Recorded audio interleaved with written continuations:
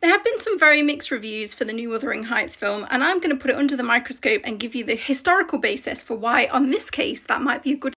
Keep hearing words like disgusting, coarse, sexually suggestive, and these are bad reviews, I'm not going to argue with you, but they actually might be the perfect reviews for Wuthering Heights. Hear me out. Let's use Game of Thrones as an example. Now, Game of Thrones is an incredible book that was written for you and it was written for me. When George Martin writes something, he knows whether it's going to be shocking to us. Now, people 200 years from now might love Game of Thrones. It's an incredible novel and I think it's timeless and it will last the pace of time. But George Martin is not writing it for them. He doesn't understand what their social norms and conventions are. So the parts of it that are shocking to us might not shock people who live 200 years from now. Let's push on and talk about Macbeth's witches. Now, for us, often this interlude, this witchy interlude, is a bit of sometimes comic light relief. We're not afraid of witches.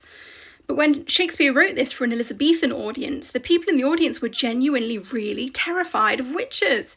These were people who might have lived on a moor with no candles and nothing but dark for miles, hearing the sounds of foxes crying in the darkness. They were really afraid. And so when we watch Macbeth, we can listen to Shakespeare's words, but we cannot experience Macbeth in the way that we were meant to. It was not written for us.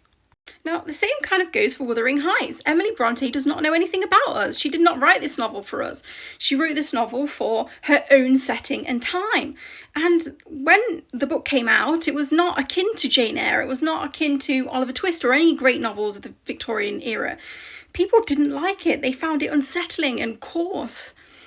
Daniel Rossetti called it an incredible monster. People really didn't like it. Now, if you've been alive since 1920, you probably think of Wuthering Heights as part of the classic literature, but actually that is not how her own audience experienced it.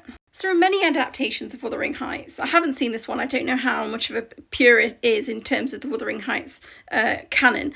But when you make an adaptation, you can do two things. You can have a pure adaptation of the story, or you can try and allow audiences to see it the way that the original audience saw it. And I think this is what Emerald Fennell is trying to do.